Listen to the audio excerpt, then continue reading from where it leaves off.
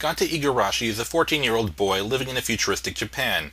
His class is preparing to go on a trip to a state-of-the-art prison complex, the titular Deadman Wonderland. This facility doubles as a carnival of sorts, with the prisoners engaging in rather disturbing games for the amusement of the guests. Future Japan likes their death sports, I guess. What Ganta doesn't know, though, is that he won't be reaching the prison the way he expects to, because this is when his class gets an unexpected visitor. This mysterious being in red floats by his classroom window and proceeds to casually murder his entire class. To which my reaction was, wow, that was fast. We soon cut to after the incident, where Ganta awakens in a hospital, but with no physical evidence of being attacked. The police arrive at his door, and rather than question the sole witness to the murders, they immediately arrest him for killing his classmates. No, really, they think a 14-year-old boy did this. They think he cleanly cut people's limbs off without getting any blood on him, using a murder weapon that can't be found, without a single escapee in a room which would clearly have 2 exits. Forget being convicted, I have no idea how this case even went to trial if there was no interrogation and no evidence aside from being found in the same room he's in every day. Especially considering this is a school murder case, which I assume would be getting a lot of attention and wouldn't allow much corruption. And why does the paper say he's guilty before the trial even starts? So he's declared guilty, somehow, and is sentenced to death at Deadman Wonderland. It's here that Ganta meets Shiro, a very bizarre girl with an oddly personal interest in him.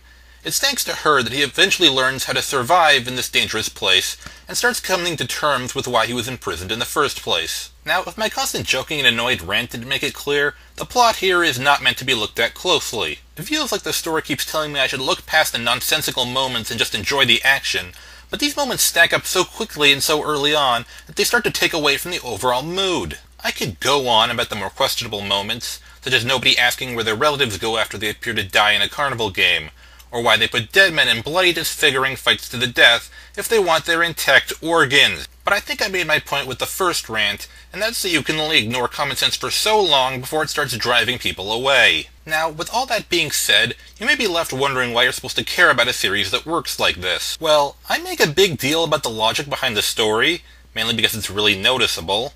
But the truth is, Deadman Wonderland is actually more entertaining than it sounds. I think the biggest reason for that is the simple fact that, while it may not always have the best writing, the series is never boring. Take, for example, the fight scenes. A large number of the characters are dead men, which means they can manipulate their own blood into tangible weapons.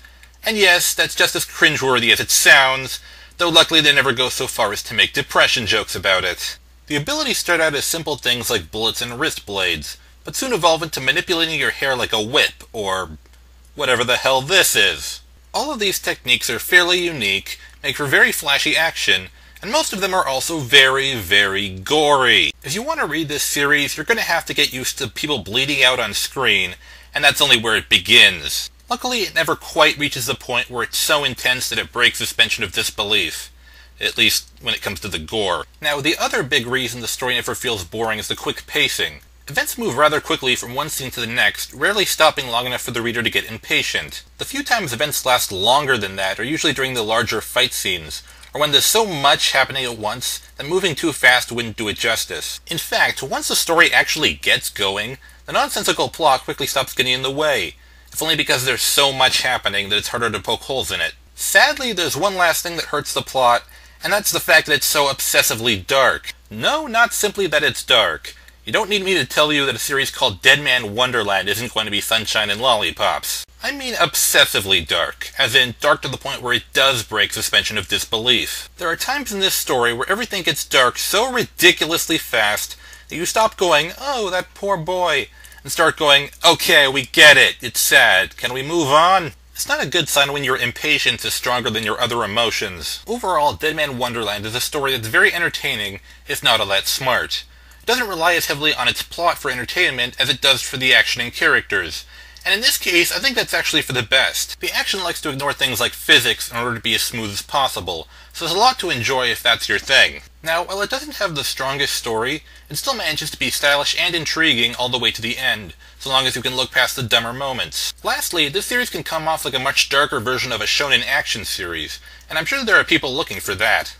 In terms of who shouldn't be reading, the ridiculous level of blood and gore in this manga should keep away anyone with a weak constitution.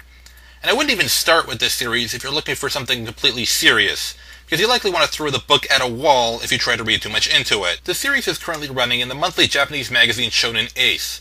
The first 5 volumes of this series were released in North America by Tokyopop, but sadly they've gone out of business since then. The licensing rights returned to their original owners, and there's no word yet on whether or not anyone will be releasing the other volumes.